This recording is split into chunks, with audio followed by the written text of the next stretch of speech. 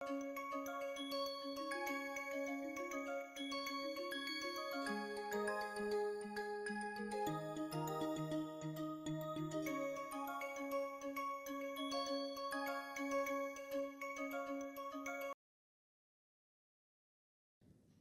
everyone, it's a pleasure to welcome you all to MSP lecture series on interpretative spectroscopy. So I am discussing now mass spectrometry since last few lectures. So today let me continue from where I had stopped. Let us begin with a simple problem such as this one. An organic compound exhibits M+2 cation and M+4 cation peaks in the intensity ratio of 1:2:1 in the mass spectrum, and also shows a singlet at 7.49 ppm in the 1H NMR spectrum recorded in CDCl3.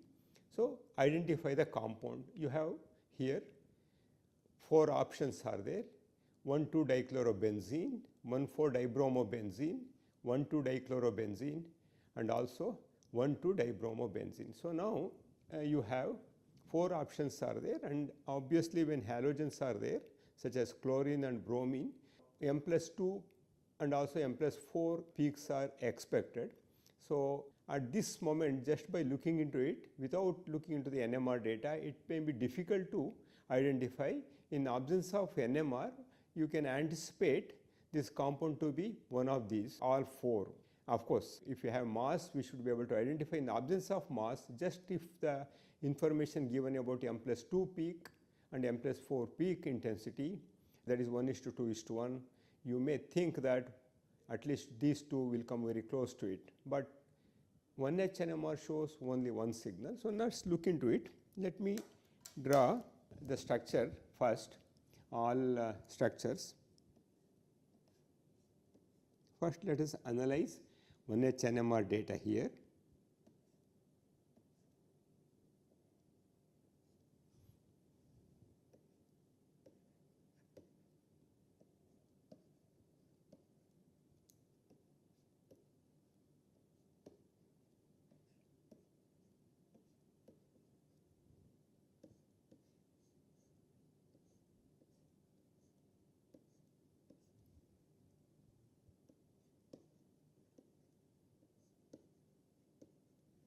So just if you look into these two, chloro compound would be very similar, 1,4 and 1,2. So let's analyze bromo first. When we look into it, we can see clearly here you can do rotation like this, or you can do rotation like this. You can see that all 4 hydrogen atoms are identical. As a result, it would show a single resonance 7.49. On the other hand, here these two are different and these two are different. You can say this one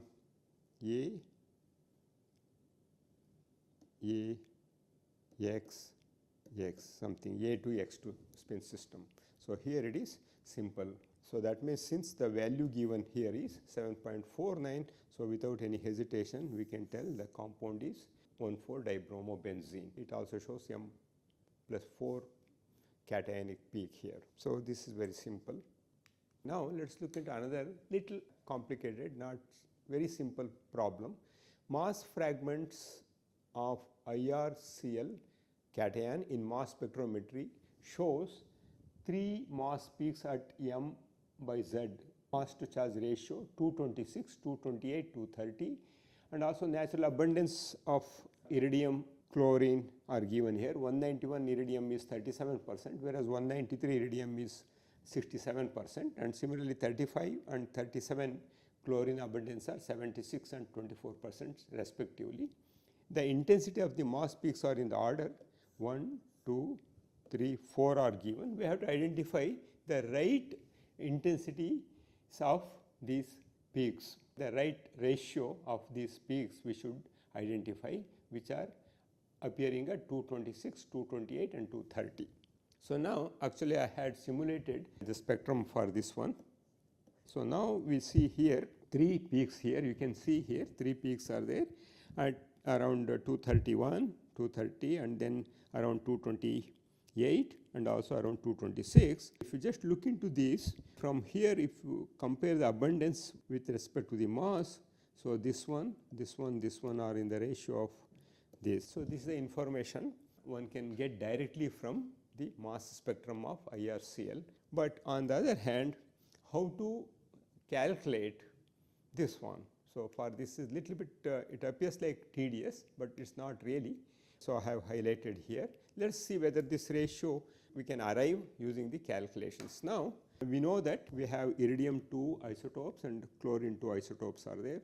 191 iridium 37, 193 iridium 63%, and then chlorine 35, 76, and let us designate them as X, Y, A and B. Now if we consider this one, possibilities 3.7, well divided by 10 to make it simplified, 3.7 X plus 6.3 Y plus 7.6 A and 2.4 B. And now if I expand this one, we get the values like this. This one can be simplified, 28.12 XA by M, and then 47.82 due to M plus 2, and this is also M plus 2, and this is M plus 4. Now if we go for again making it simplified, 28.2 for M and 56.7 is M plus 2, and this one for M plus 4. You just simplify and then make it less complicated, multiply all this by 1.76, we get 49.49, 100, 26.6. So now the ratio we are getting, and just if you look into the ratio here, it exactly comes 49.5 is to 100 is to 26.6. So the correct option is A. So this is how you should be able to do it. Just look into it once again and try to make yourself comfortable in solving such problems. Of course, if you have one isotope, it's very easy, but if you have two atoms with different isotopes with a different abundance, one has to go for these two. There may be even more complicated ones where we have having three different type of isotopes. Just if I find more examples, I would come back with such examples in my lectures at the end of this lecture series. So now let's look into the information we can get from mass spectra.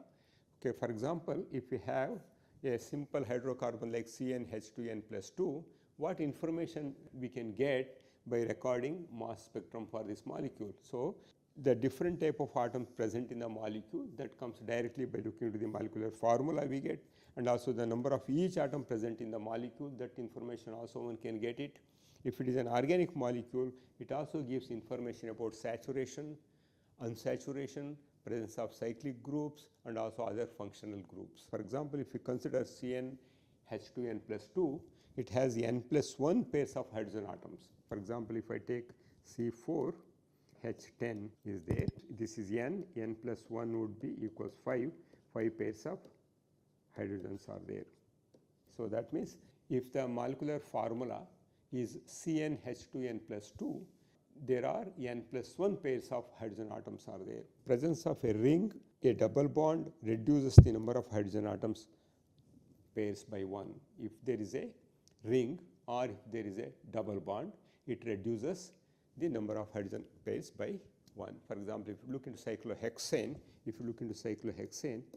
H12 is there, and instead of it is normal hexane, it should be 614. So now if you see here, n plus 1 will be here, 14 should be there, n plus 1 will be 7 by 2 equals 7 should be there, but 6 are there, so it reduces by 1. Similarly, when double bond is there, it takes away 2 hydrogen atoms on both the carbon atoms, so again it will be reduced by 1 pair.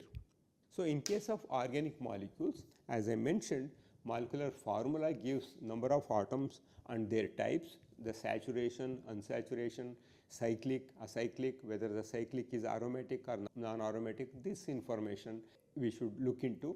Then if it is not readily possible, we have to use empirical formula, that is to find out hydrogen deficiency, that is called index of hydrogen deficiency, which is given by this simple formula C plus 1 minus half H minus half X plus half N, where X is other heteroatom like oxygen or halogen, index is the sum of the number of rings, double bonds, and twice the number of multiple bonds. So now if you consider saturated hydrocarbons such as CnH2n plus 2, we can apply this index of hydrogen deficiency and we shall see.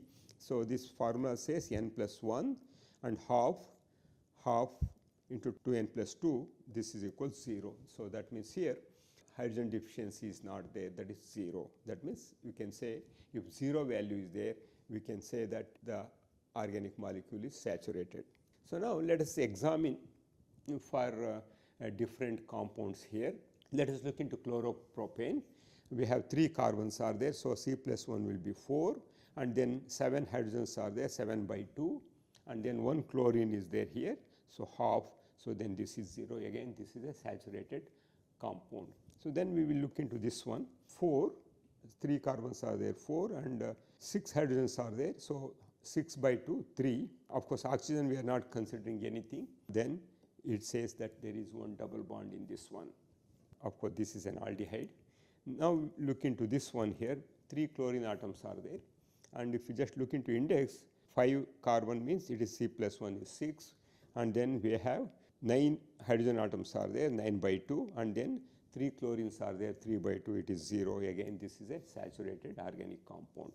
When we look into this one here, cyclohexane, 6 carbon atoms are there, so C plus 1 would be 7, and then 12 hydrogen atoms are there, 12 by 2 is 6, so 1 ring is there here, so this one.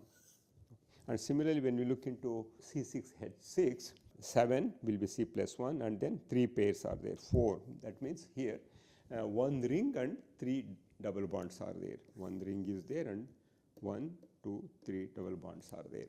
So here the hydrogen deficiency index is 4 here. So this is how we can calculate the hydrogen deficiency index, and then we can start applying that molecular formula to arrive at the right structure of the molecule once the data is obtained from different fragments and ion peak is, parent ion peak is obtained from mass spectrum. So now let us look into the factors which governs the hydrogen deficiency index. So it is very easy to find out the hydrogen deficiency. So involves very simple considerations. In a acyclic hydrocarbons, n carbon atoms have n plus 1 pairs of hydrogen. If you look into CnH2n plus 2, so n carbon atoms will have n plus 1 hydrogen atoms. 2 carbon have 3 pairs. Index is 0, no rings or double bonds. So it is very easy to identify saturated hydrocarbons. Any added divalent atom shall not alter this number if it does not form a ring or double bond. This is very important. Any added divalent atom shall not alter this number if it does not form a ring or double bond. For example, O is there, OH is there, so only one, it does not alter. For ethanol and dimethyl ether have 3 pairs of hydrogen, index is 0. So that means as long as it does not form a ring or double bond, these divalent atoms do not alter this hydrogen deficiency index. That is the reason in the previous case we did not consider anything for oxygen. If X replaces H, formula should have both H and X. Since every nitrogen adds an extra H to the molecule, half N must be added. That is the reason we are adding half N. And then for example, methylamine and dimethylamine, trimethylamine, etc. So this is applicable only if N and P make 3 bonds. As long as they are trivalent, whatever I said holds good, and S and O should have 2 bonds, and H and X should make only 1 bond. Now let us look into the general principles involved in the fragmentation of ions in electron impact mass spectrometry. So molecular collisions at very low pressure is very rare in electron impact mass spectrometry. The mass spectral fragments are unimolecular decompositions. The extensive fragmentation in electron impact is due to the instability of radical cations and excess of energy associated with electron impact methodology. And most of the fragments are even electron cations. formed due to bond cleavage. For example, if M plus is there and when it undergoes fragmentation, it can give P plus and P product ions. And MS fragmentation is governed by the stability of the product ions that in turn is based upon certain chemical principles. So, what are those chemical principles? Let us look into it one by one. Stability of carbocations follows the order. Tertiary carbocation is more stable than a secondary carbocation, which in turn more stable than a primary carbocation. And fragmentation is less likely for straight chain compounds. When we are considering straight chain compounds, fragmentation is less likely, and this fragmentation increases with increase in branching. So, linear molecules are likely to fragment more, and it increases with increase in the degree of branching. So, that means you can see less fragmentation and very simple spectrum in case of linear straight chain compounds, like linear straight chain hydrocarbons like pentane, decane, etc. And linear molecules are likely to fragment more, and it increases with increase in the degree of branching. For example, if you consider like this, and it can or radical, and it can give something like this carbocation. How about saturated rings? Saturated rings lose their side chains. If the saturated rings have some side chains, they readily lose them, and then a radical would come out and we will get some cation, something like this. Due to resonance, allylic carbocations formation is favored. Here, the resonance, what happens? It favors the formation of allylic carbocations. For example, if you consider here, the fragmentation happens between alpha beta, and then radical comes out, and then we get this allylic carbocation here. And of course, you can see here the resonance is there. And beta cleavage is very probable in alkyl substituted aromatic compounds. Just look into this compound with side chain. Here, this is the possible site for cleavage, and our radical comes out, and we get a cation like this, and we end up getting some alkyl substituted aromatic compounds will cleave in this way. And CC bond next to heteroatoms is prone to cleavage. CC bond next to heteroatoms is prone to cleavage, provided we have some heteroatoms in the side chain. For example, we consider here we have a heteroatom, and then the side chain CC bond next to this one is this one. So, here the cleavage is anticipated. Again, a radical would come out, and we get something like this, because here this is going to stabilize this one. The carbocation is stabilized by pi donation from Y. If Y is, let us say, N, O or something like that, so they can readily stabilize them through pi donation. And elimination of neutral and stable molecules such as carbon monoxide, water and ammonia, HCN, H2S is another possibility during the cleavage. For example, if you consider something like this, here CO can come out, or if you consider something like this, here H2CO can come out. So, these are all possibilities which leads to neutral species along with cations or cation radicals. Rearrangements often resist or compete with fragmentation. That means they resist bond cleavage if the activation energies are very low. So, electron ionization produces ions with low internal energy. So, only simple rearrangements should be considered in case of electron ionization, whereas in case of electron impact, this is other way around. Cleavage is often associated with elimination of small, stable, neutral molecules such as CO, H2O, NH3 and HS. So, let us look into now the rearrangements that happens when a molecule is subjected to mass spectrometer through electron impact or chemical ionization. During electron impact, rearrangements occur instead of bond cleavages if they require low activation energy. Since electron impact produces ions of low internal energy, only simple rearrangements are anticipated. Such rearrangements are often accompanied by migration or elimination of species such as H2O, N2, CO, CO2 or sometimes olefins or even alcohols. Okay. So, now let us look into the rearrangements. For example, if you take this species here, the cleavage happen either here and also here. In that case, what happens? You can see the elimination of ethylene, and here you get a cationic radical of this type. And again, this cationic radical of this type can also give a ether radical and then CO2. So, CO2 elimination from a carbocation also can happen during rearrangement process. Now let us look into representative electron impact mass spectra of organic compounds, considering starting from simple saturated hydrocarbons to aromatic hydrocarbons and unrelated compounds with functionalities. So now to begin with, let us consider saturated hydrocarbons. Mass spectrum of linear hydrocarbons display molecular ion peak which provides the molecular weight. So that means it's very straightforward. Saturated hydrocarbons provide molecular ion peak and which can directly give us information about the molecular weight.